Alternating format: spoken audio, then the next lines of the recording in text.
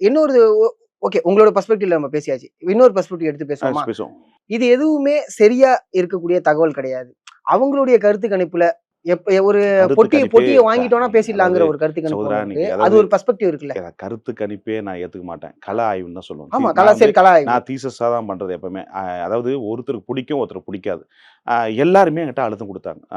திமுகவாகட்டும், அதிமுகவாகட்டும் எல்லா சைடும் அழுத்தம் குடுத்தாங்க. என்ன அழுத்தம் குடுத்தாங்க? எப்படி குடுத்தாங்க? அழுத்தம்னா அதிலயே புரிஞ்சுங்க. 1000 இருக்கும் அதுக்குள்ள. என்ன அந்த மிரட்டுனாங்களா? இல்ல மூடி எல்லாமே மறைனாங்களா? அடங்கும்னு வச்சுக்கங்க. எல்லாமே அடங்கும்னு வச்சுக்கங்க. அத்தன அழுத்தங்கள் குடுக்கப்பட்டபோது கூட, நான் என்னுடைய ரெப்புடேஷன வந்து நான் என்னைக்குமே விட்டு தர மாட்டேன். ஸோ அந்த விஷயத்துல அது எல்லா என்னுடைய கட்சியுமே. ips.com.in வெப்சைட் போட்டு பாருங்க. செக்கப் பண்ணுங்க நீங்க. ஒவ்வொரு 2019 பாருங்க. தொடர்ந்து எலக்ஷனும், கர்நாடகா எலக்ஷன் வரையும் அக்யூரன்ஸியா குடுத்துருக்கேன். ஸோ அது டேட்டாஸும் இருக்கு பார்த்திருப்பீங்க.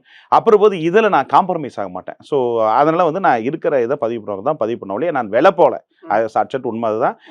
வெல போயிருந்தா நான் வெல போயின்னு சொல்லுவேன். எனக்கு ஒண்ணும் பிரச்சனை இல்ல. குடுத்தா சந்தோஷம். என்னுடைய இது இத்தனைக்கும் ஐபிடிஎஸ் நிறுவனம்ன்றது political strategy company. Private limited company. மாசம் ஜிஎஸ்டி கட்டுறேன், டாக்ஸ் கட்டுறது.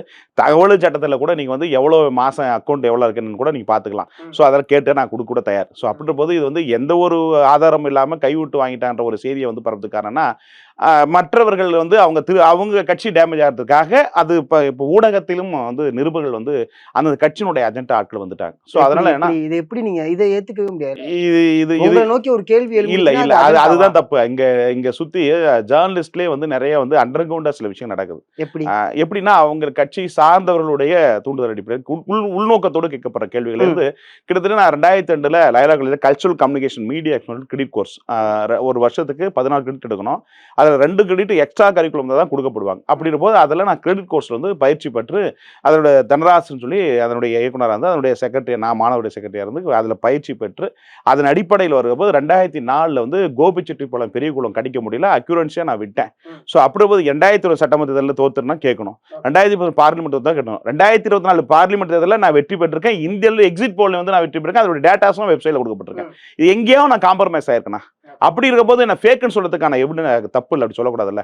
ஒரு சிரமம் பல கோடி ரூபாய் ஆகும். இல்லை ஒரு சர்வே எடுக்குதுன்னா அப்படி இருக்கும்போது ஏன் பட்ஜெட்டுக்கு ஏற்ற மாதிரி ஏன் சூழ்நிலைக்கு வரவேற்ற செலவுற மாதிரி நான் இந்த ஃபீல்டில் வந்து ஒரு இன்ட்ரெஸ்டாக இருக்கிறதுனால தொடர்ந்து இதை பற்றி ஆய்வுகள் செய்ததில் நான் தமிழ்நாடு முழுக்க 200 தூரம் போய் ஆய்வு மேற்கொள்ளப்பட்டு அதனுடைய தரவுல தான் நான் பத்திரிகையாளர்கள் சந்திக்கப்பட்டேன். இது போல கிட்டத்தட்ட 26 வருஷமா செஞ்சுட்டு இருக்கேன். இன்னைக்கு வந்து திடீர்னு வந்து ஃபேக்குன்னு சொன்னா அது நியாயம்னு ஒன்று இருக்குல்ல. ஸோ நியாயம் தர்மம்னு ஒன்று இருக்குல்ல. அப்புறம் போது அவங்களுக்கு அதை பாதிக்கப்பட்டிருக்கு. அதனால என்ன அதை வந்து திருப்பி திசை மாற்றி திருப்பிடணும். மக்கள் மத்தியில் சென்றாச்சு செய்தியை வந்து இல்லை தவறுன்ற விஷயத்த அவங்க பண்ணணும். இது இயற்கை ஹியூமன் நேச்சர். ஏன்னா ஒவ்வொரு கட்சிக்கு வந்து பொலிட்டிக்கல் ஸ்ட்ராட்டஜி நிறுவனம் வந்துருச்சு.